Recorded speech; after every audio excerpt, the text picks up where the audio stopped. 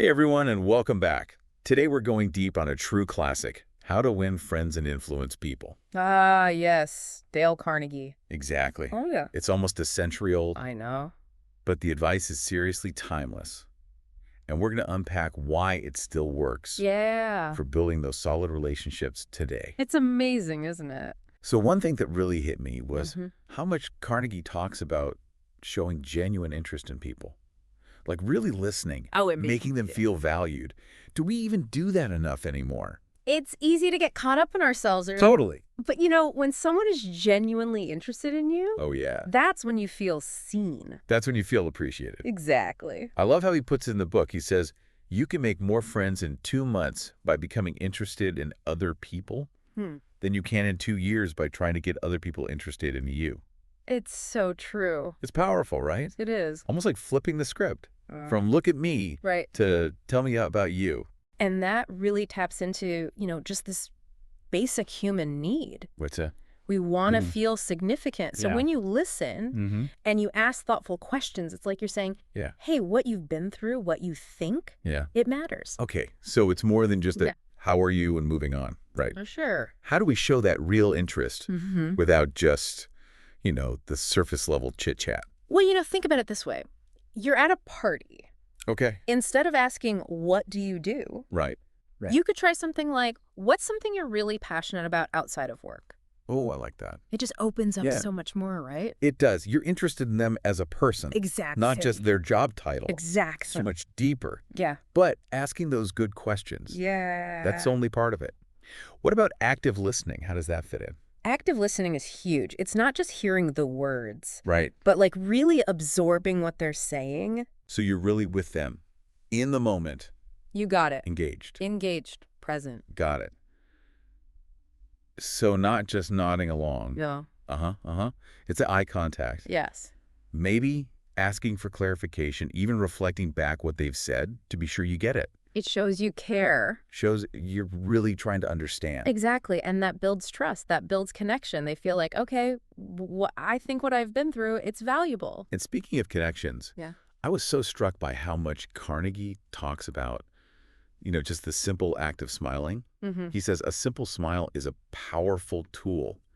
It's a message of goodwill that people can instantly recognize. It really is. Like a universal language. Oh, it is. And there's even science to back it up. Oh, tell me about it. When we smile, we release endorphins. So it makes us feel good, but it makes the other person feel good too. Win-win.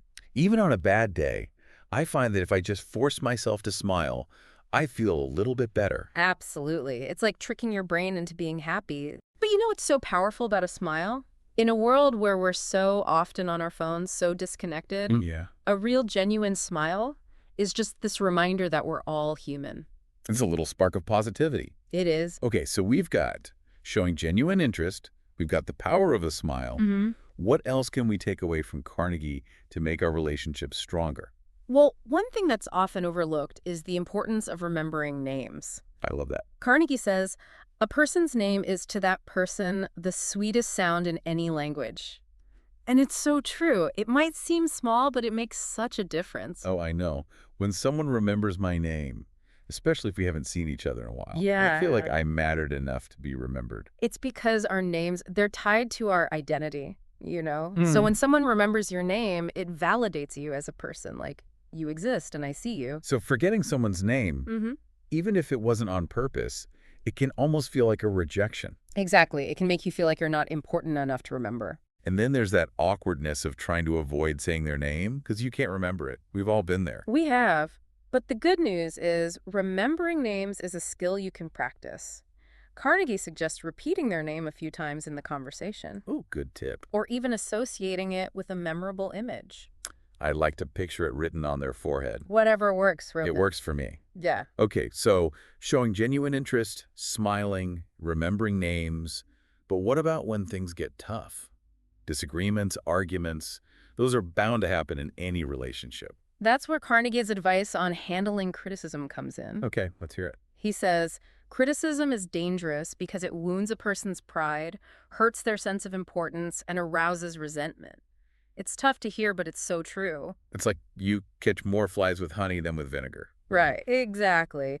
Criticism often just puts people on the defensive and then nobody's listening. From a psychology standpoint, I bet it triggers that fight or flight response, right? Oh, absolutely. When we feel attacked, we shut down. We're not open to feedback. So instead of pointing out what someone did wrong, how do we approach those tough conversations in a way that's actually helpful? Carnegie says to focus on encouragement and positive reinforcement. Highlight what they did well, but then offer specific suggestions for improvement in a way that feels supportive. It's like the difference between you messed this up Right. and, hey, I see you put a lot of effort into this. Here are a couple of things that could make it even better next time. It's all about solutions, not dwelling on mistakes. It's so much more empowering. But what about compliments? Sometimes those can feel forced or insincere. Absolutely. A generic compliment like, good job, doesn't really mean much. To make it count, it has to be specific and genuine. Show that you've really noticed and appreciated their effort. So instead of just saying, good job, Mm. what would be a better way to compliment someone? Well, instead of good job, you could say, I was really impressed with your presentation. You explain those complex ideas so clearly. Or, I love that color on you. It really brings out your eyes. Those are great examples. So much more personal. Okay, we've covered so much ground already, but it feels like we've barely scratched the surface of what Carnegie has to offer. Oh, there's so much more. And it's all about building those stronger, more fulfilling relationships. I can't wait to hear more. You know, it's fascinating how Carnegie's principles, they're not just about like surface level stuff. Right. They really get into like the psychology of connecting with people. Yeah, it's not about tricks or manipulation. It's about understanding what makes people tick. Exactly. And then use that knowledge to build genuine, lasting relationships. One thing that stuck out to me was how much he emphasized seeing things from the other person's perspective. Oh, that's huge. He says, try honestly to see things from the other person's point of view. It sounds so simple. Right. But in practice, I think it's one of the hardest things to do. It is. You have to really step outside of yourself, Your own ego? your biases, all of that to really see where they're coming from. It's like walk a mile in someone else's shoes. But it's so easy to get caught up in our own heads, Surely. our own feelings. And we just completely miss the other person's perspective. It's definitely something you have to work at. It's a practice. And it doesn't mean condoning bad behavior either. You can disagree with what someone does, but still try to understand why they did it. So it's more about empathy than agreement. Like you can understand why someone might react a certain way, even if you don't agree with their reaction. Exactly. Everyone's got their own background, their own experiences that shape how they see the world. I've noticed that even in heated arguments, Mm-hmm. if I can just stop for a second Yeah. and try to understand where the other person is coming from, Mm-hmm. I tend to respond more calmly. It takes the heat out of the situation, right? This does. That pause is so important. Yeah. Choosing understanding over judgment. It's key for healthy relationships. And speaking of choosing our words carefully, Mm-hmm. Carnegie also talks about, the art of persuasion. Yes. He says, if you want to persuade someone to do something, make them want to do it. Make them want to do it. Sounds obvious, but how often do we try to force our will on others instead of, appealing to their desires, their motivations? It's about finding that common ground Yeah. where what you want aligns with what they want. Collaboration, not manipulation. Exactly. So understanding what the other person values Yes. and then figuring out how your request fits into those values. Exactly. So let's say you want your partner to, help more around the house. Okay. Instead of saying you need to do more chores, you could say, hey, I know how much you value family time. If we can share the load on housework, we'll have more time for that. Oh, I love that. Right. It's not just demanding, it's appealing to that shared value of family time. And it feels like a win-win. It does. That's persuasion done right. Yes. Now, we talked about sincere appreciation earlier, but Carnegie takes it a step further. He says it's not just about saying thank you. Right. It's about showing it through your actions. Actions speak louder, right? They do. It could be something small, like bringing your coworker their favorite coffee Oh, I like that. or offering to help them with a project. Yeah. Just being there for them. It's noticing those little things they do for us, too. Absolutely. Acknowledging their efforts. And when we do that, it creates this positive loop. Oh, I like that. Kindness and gratitude. It's a ripple effect. It is. And when people feel appreciated, they're more likely to go above and beyond, right? Absolutely. It just creates this cycle of generosity. Yes. But Carnegie doesn't stop there. He talks about leadership, too. Not just in the workplace, but in our everyday lives. He says true leadership is about inspiring people, motivating them, Okay. not commanding or coercing them. It's about influence, not authority. Exactly. So not bossing people around, but leading by example. Mm-hmm. Creating that environment where people want to do their best. Think about a boss you've had who was always demanding, always critical. Did that make you want to work harder? Oh, gosh, no. No, it made you want to hide, right? Pretty much. But when someone sees your strengths, Yeah. encourages you, you want to rise to the occasion. You do. It's like having someone believe in you. Yes. You want to prove them right. Exactly. And that's positive leadership, building people up. Creating that culture of support. Mm-hmm. And Carnegie says, one of the best ways to become a leader is to start with praise, with honest appreciation. Makes sense. When people feel appreciated, they're more open to your ideas. They are. It's about creating that positive environment, focusing on strengths, not weaknesses. I love that. Inspiring people to grow. Exactly. But even the best leaders, we all make mistakes, right? Of course.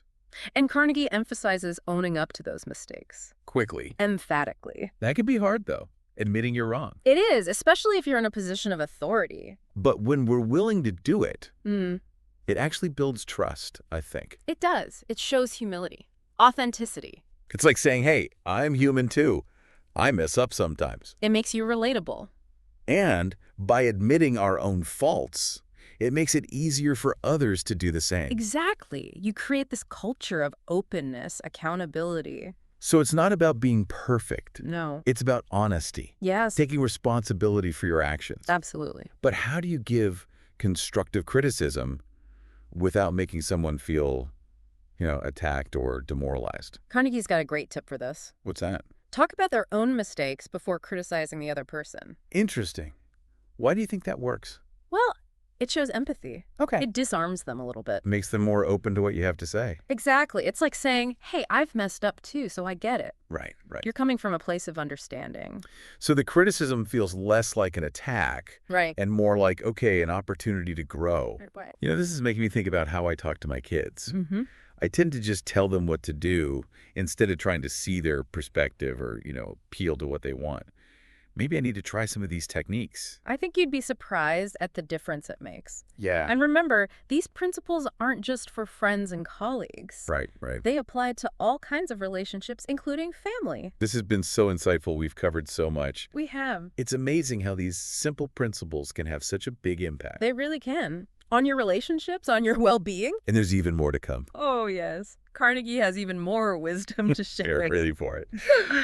Let's dive into the final part of our deep dive and see what else we can uncover.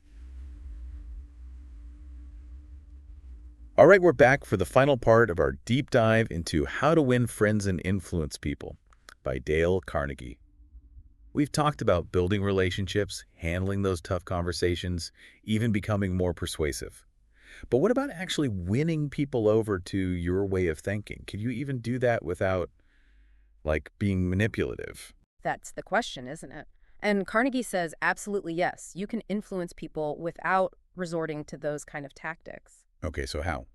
Well, it takes a shift in how you think about it. Okay. It's not about forcing your ideas on someone. It's about presenting them in a way that connects with their needs, their desires. So more like collaboration than domination. Exactly. Think about it. Haven't you ever been more likely to go along with something when you felt like you were part of the decision? Oh, totally. When someone tries to force me to do something, I just resist even more. Exactly. But when they make you feel heard and respected, you're more open to their ideas. And that's what Carnegie calls arousing an eager want. Yes. You figure out what the other person really wants, and you frame your ideas in a way that aligns with that. It's like they say, people don't buy what you do, they buy why you do it.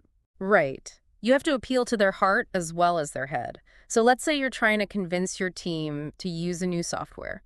Instead of just listing the features, you could talk about how it'll help everyone be more efficient, save time, ultimately achieve their goals. So they see the bigger picture. Yes. They feel like they're part of something important. And they're more likely to get on board if they feel invested in the outcome. Exactly. And it's not just about the words you use, it's also about how you present yourself. Yeah, Carnegie talks a lot about being enthusiastic when you share your ideas, like really believing in what you're saying. Have you ever listened to a speaker who just oozed passion? Oh, for sure. It's contagious, isn't it? It is. You get drawn in. But even when you're super passionate, there are going to be times when people just disagree. Of course, conflict is inevitable. So how do we deal with those objections? Well, Carnegie has some great advice on how to turn those potential conflicts into opportunities for collaboration. Okay, I like that. What's the secret? One key principle is never tell someone they're wrong. Oof, that's a tough one. It is, but think about it. How do you feel when someone tells you you're wrong? Not good. I just get defensive. Right, it shuts down the conversation. Instead of saying you're wrong, what should we do? Carnegie suggests acknowledging their perspective Okay. and then asking questions to understand their objections. So, like, I see where you're coming from, but help me understand your concerns. Exactly. It opens up a dialogue. Sometimes just acknowledging their feelings is enough to diffuse the situation. It shows respect, even if you don't agree. Right. And when you listen with empathy, you build trust. It's like that saying, seek first to understand, then to be understood. Exactly. You lay the groundwork for finding solutions that work for everyone. So we've talked about persuasion, handling disagreements, but there's one more thing that's crucial. Admitting when you're wrong. Ah, yes. Carnegie calls it dramatizing your own mistakes. Why is that so important? It shows vulnerability. Humility. Yes.